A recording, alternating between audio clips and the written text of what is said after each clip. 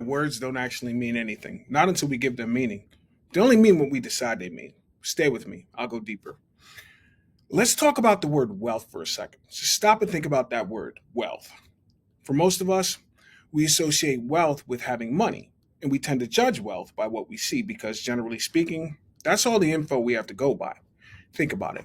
You see a Ferrari driving around, and you might automatically assume that the driver is wealthy. But I gotta ask myself, I know the car costs a lot of money, but how do I know that the driver is actually wealthy? And that brings us to the difference between the word rich and the word wealthy.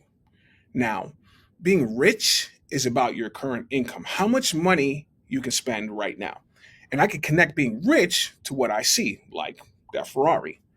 When I see it, I can confidently say the driver is most definitely rich. I mean, if they bought that car, even if they took out a loan, they'd still need a certain level of income to be able to make the monthly payments. So when you're rich, you have the ability to spend money in ways that everyone sees that you have it. And that's cool. I mean, it's nice to have nice things, but being rich is not the same as being wealthy. Being rich is about money. Being wealthy, that goes beyond money. Let me go deeper. Wealth, true wealth, is hidden. That's why when I talk about wealth, I call it wealth beyond money. To make this distinction crystal clear, wealth beyond money, or wealth for short, is the experience of living a life so aligned, so meaningful, so energetically rich that financial success becomes a byproduct of how you live, not the goal.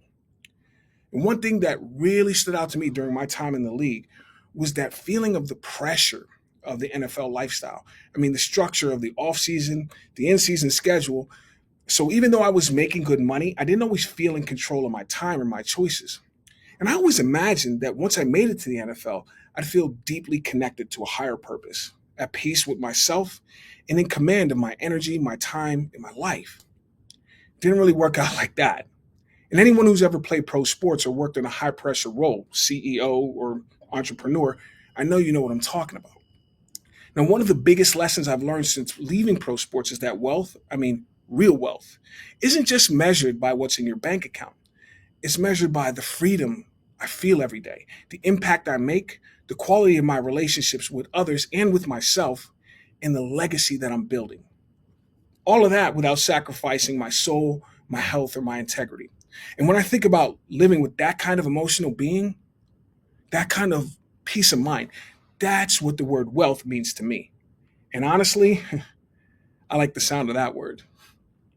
So thinking back to when I first got into the NFL, I was making more money than I'd ever seen. And yeah, spending money felt really good.